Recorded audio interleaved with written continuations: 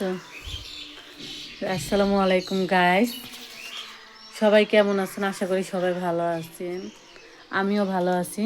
তো এই যে দেখেন আমার কাঠবিড়ালিটা কোথায় উঠছে, দেখছেন বেলকনি দিয়ে কোথায় উঠে গেছে। মানে ওর এই জায়গায় নিয়ে আসলে ও উপরে উঠে যাবে। বলেন এই কাঠবিড়ালিটারে আমরা নিয়ে কী করবো বলেন তো? মানে ওকে নিয়ে আমি শান্তি পাচ্ছি।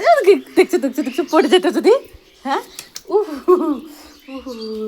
এই যে পেয়ারা পাতা পাড়ার জন্য উপরে উঠছে। তো আজকে আপনাদের সাথে একটু কথা শেয়ার করতেছি, কিছু বলবো আমি আজ। তো আজকে হলো 25 সালের শেষ শুক্রবার, শেষ জুম্মা।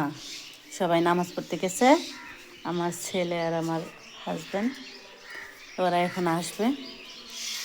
তা বলছি একটু আপনাদের সাথে শেয়ার করি ভিডিওটা। নতুন বছর নতুন করে শুরু করতে হবে, এটাই জীবন।